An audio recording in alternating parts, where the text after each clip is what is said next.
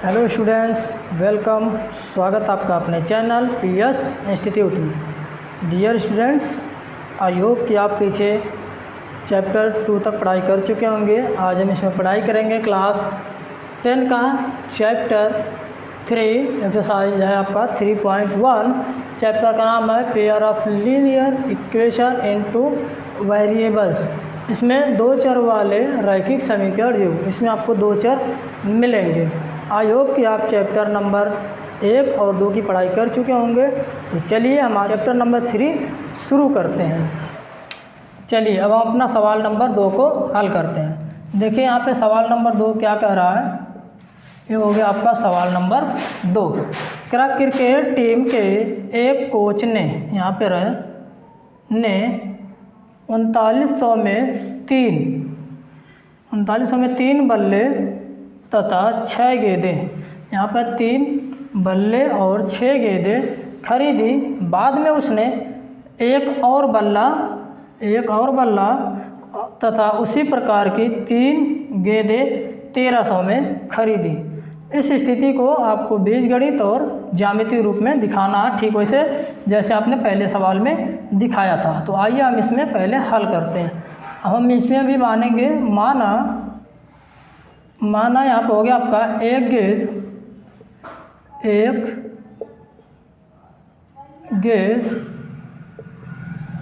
गेंद का मूल्य हम मान लेंगे 100 रुपया और एक बल्ले का मूल्य लिखेंगे हम y रुपये। यहाँ पर आपको साइन लिखना पड़ता है, लिख लीजिएगा। तो अब देखिए कितना खरीदा था वो 3 बल्ला तो हो गया आपका 3 गुणे y, 3 बल्ला और प्लस कितने गेंद थी आपकी 6 गेंदें, 6 गुणे x 6 गेंद। टोटल मिलके कितने का ख़रीदा उसने 3900 में, टोटल खरीदा 3900 में। अब इसको देखिए 3 गुणे y हो जाएगा 3y प्लस 6x बराबर हो जाएगा 3900। इसको देखिए अभी हम कॉमन ले सकते हैं, 3 इसमें निकाल लें, 3 इसमें तो हो जाएगा y प्लस 2x, क्योंकि 3 गुना के 6 होता है, 2x बराबर हो जाएगा, ये हो जाएगा 13 तिया 39 1300। तो हो गया आपका समीकरण नंबर मान लें हम 1। और अब इसमें दूसरी शर्त है, ये हो गया आपका पहली शर्त और ये हो जाएगा आपका दूसरी शर्त। दूसरे में क्या कह रहा हो, बाद में उसने एक और बल्ला और 3 गेंदें, बल्ले का रेट कितना है y रुपये, एक और बल्ला और कितना 3 गेंदें, 3x बराबर कितने का खरीदा हो 1300 में खरीद रहा है। ये हो गया आपका समीकरण नंबर 2। तो कह रहा है इसको बीजगणित और ज्यामितीय रूप में दिखाइए। आप इसमें ध्यान दीजिए,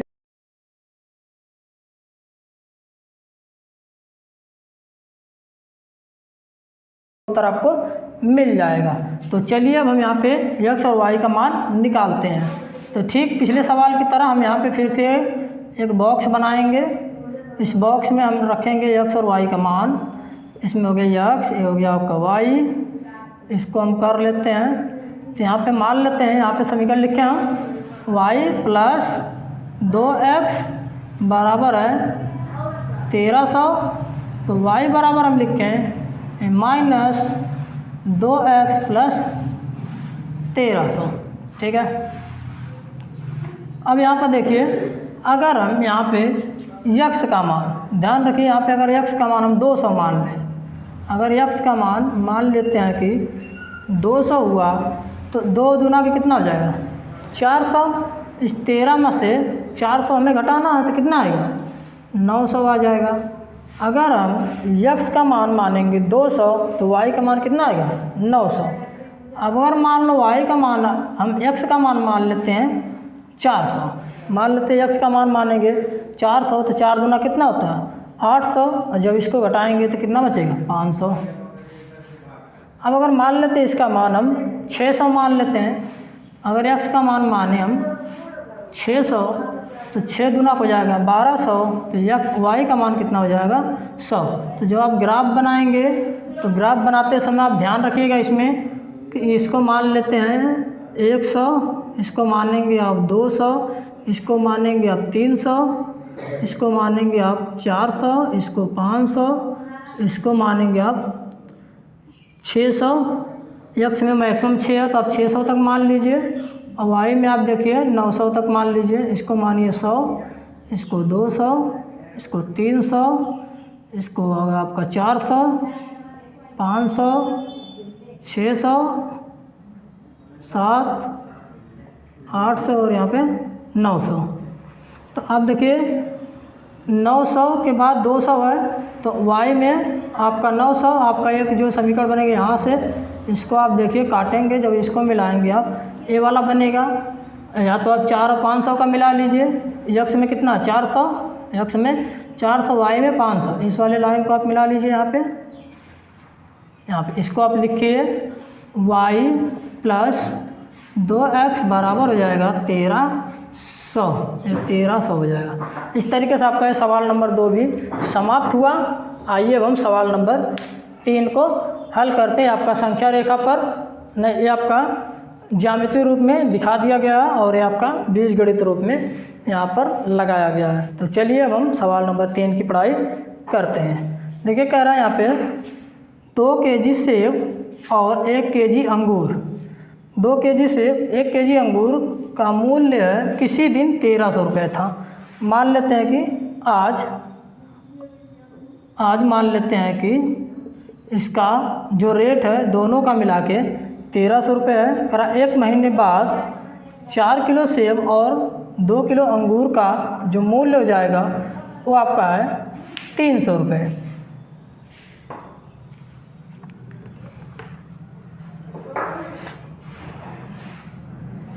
अब हम सवाल को लगाते हैं, यहाँ पे हल करते हैं।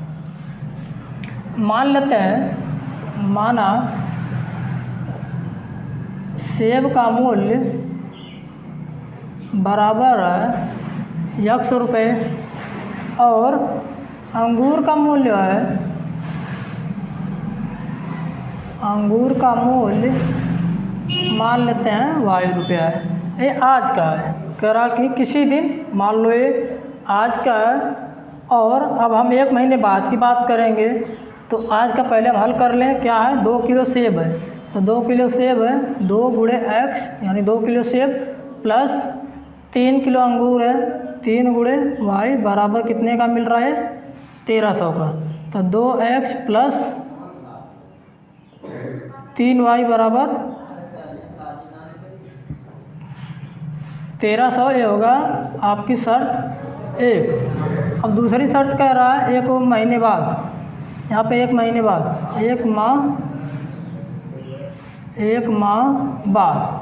अब क्या हो रहा है 4 किलो सेब है, तो 4 किलो सेब का 4 गुणे x हो जाएगा 4x, अब प्लस 2 किलो अंगूर है, 2 गुणे y बराबर आपका है 300 रुपये। तो अब कह रहा है कि इस स्थिति को आपको एक समीकरण बना के बीजगणित और ज्यामितीय रूप में दिखाना है। तो आइए अब हम यहाँ पे आपको ज्यामितीय रूप में करके दिखाते हैं। यहाँ पे देखिए आपको 2 समीकरण मिला है, तो पहले स्थिति को हम निकालते हैं। यहाँ पे ये हो जाएगा आपका 2x बराबर -3y प्लस हो जाएगा 1300। यहाँ पे ध्यान दीजिएगा, जब हम इसको इधर ले जाएंगे तो माइनस में हो जाता है।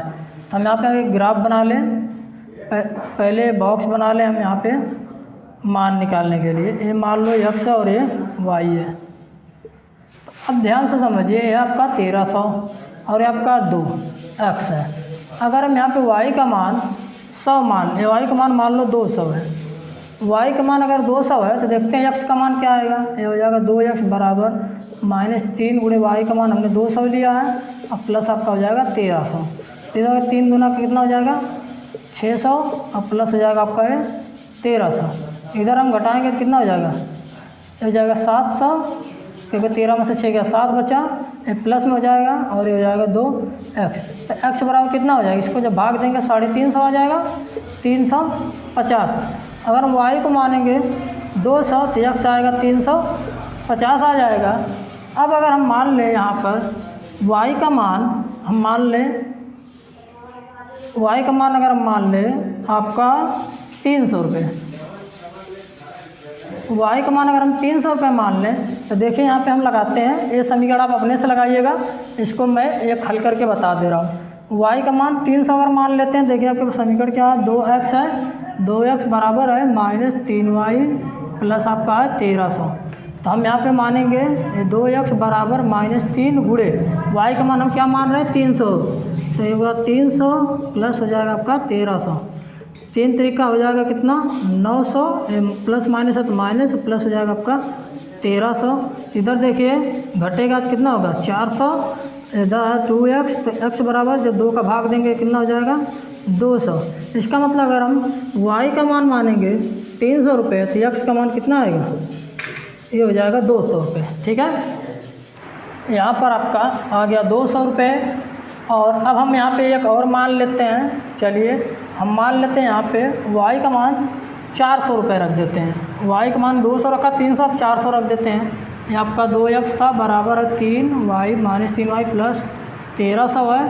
y का मान हम रख रहे हैं यहाँ पे -3 गुणे 400 रुपये रख रहे हैं, 400 और प्लस आपका 1300 है। तो यहाँ पे देखिए 4 यहाँ कितना होगा -1200 प्लस यहाँ पे 1300, तो घटेगा तो कितना बचेगा 100।